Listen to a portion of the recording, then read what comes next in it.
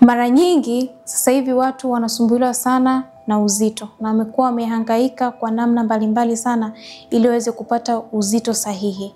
Leo nitapenda kuwaelezeni na kuwafundisheni kuhusiana na uzito sahihi kwa mtu mzima.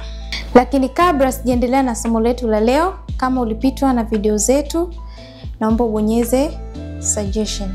Na ili kuendelea kupata video zetu, basi bonyeza subscribe. Tunaendelea moja kwa moja kwenye topic yetu ya leo. Leo nitaongelea kuhusiana na BMI. BMI ni Body Mass Index.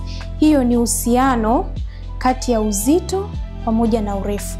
Watu wengi wamepata sana changamoto nyingi, hawafahamu uzito mzuri kwa ajili ya afya zao. Kwa wanakuwa unakuta mtu ni mnene aliyepitiliza, anafanya mazoezi, sawa anapungua, lakini sasa hajafikia kile kiwango ambacho kinatakikana. Unakuta bado still anaendelea kulalamika.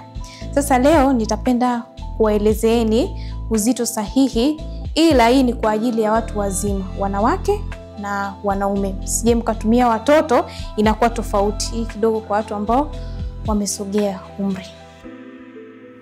Hapa kama tunavyoona kuna michoro ya rangi tofauti tofauti. Kuna blue, kuna kijani, kuna njano, kuna orange na kuna nyekundu. Hizi rangi zimeweza kutusaidia kutofautisha uzito ambao unatakikana. Hii yenye rangi ya blue inaonyesha uzito uliopungua. Hii ya kijani inaonyesha uzito sahihi, mtu ambao anatakiwa kuwa na uzito huo kulingana na urefu wake. Hii hapa njano inaonyesha uzito uliozidi, ingawa sio mbaya sana, mtu anaweza akarudi kwenye hii kijani, ila ni uzito ambao hatushauri mtu kuwa nao, kwa hiyo tunamshauri bado harudi kwenye kijani. Tukisogea kwenye hii rangi ya orange ni unene uliopitiliza. Sasa hii sio nzuri, ni mbaya. Mtu hutakiwi kufika huko kutokana na uzito wako pamoja na urefu wako. Tukija kwenye hii nyekundu ni unene uliokithiri, unene uliopitiliza zaidi sasa hiyo. Na tukija kuangalia huku tunaona ni uzito wako. Alafu upande huku ni urefu wako. Mara nyingi mtu unaweza ukaenda hospitalini lakini ukakutana na hii chart ila hujui. Kwa hiyo unasubiri mpaka muuguzi akusomee, lakini muda mwingine kama unafahamu mwenyewe unaweza ukatengeneza nyumbani, kwa sababu zipo kwenye Google, ukiingia unazikuta. Unaweza ukatengeneza ukawa na mzani wako wa kupima urefu pamoja na uzito, ukawa unajitahidi mwenyewe kupima uzito wako ukiwa nyumbani.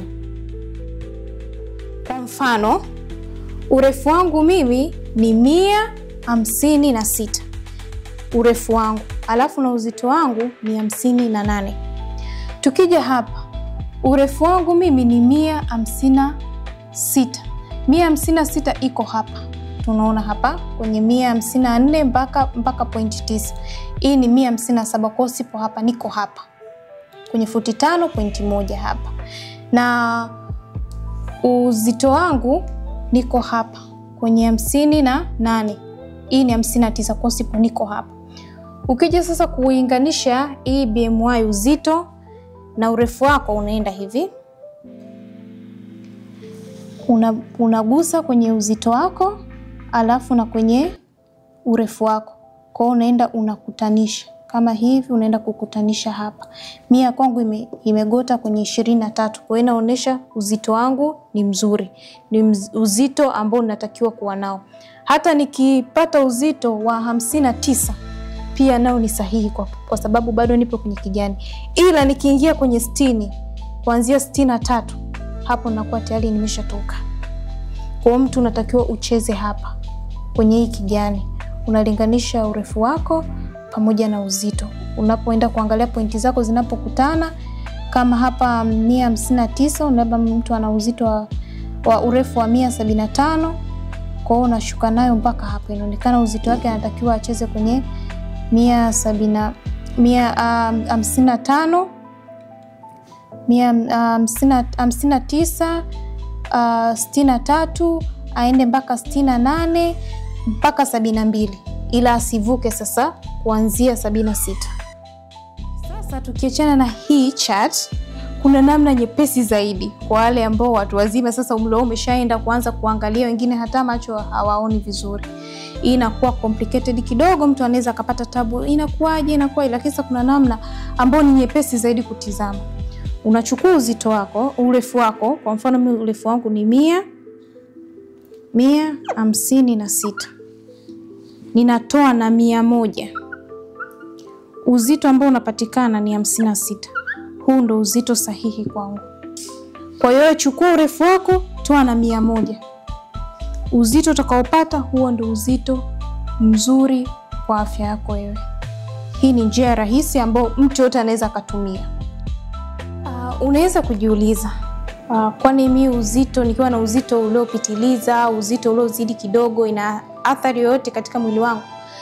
Ndiyo, ina athari. Kwanza inapelekea kupata magonjwa mbalimbali, kisukari, magonjwa ya moyo, pressure, na muda mwingine unashindwa kufanya kazi zako vizuri. Hasa kwa wale ambao wako tayari kwenye ndoa, unashindwa kuperform vizuri kwenye ndoa yako kutokana na uzito ambao umepitiliza. Na hapo ungekuwa na uzito ambao ulikuwa ni sahihi, ungeweza kuperform vizuri. Kwa hiyo ina athari nyingi tu, lakini hapa nimejaribu kuelezea kwa uchache. Na pia ukiwa na uzito ambao ni sahihi kwako, inaongeza muonekano, unaonekana smart, unaonekana vizuri kuliko ukiwa umezidi uzito uliozidi. Kwa tupambane sana, tuhangaike sana, tuweze kumaintain uzito wetu, tukae vizuri.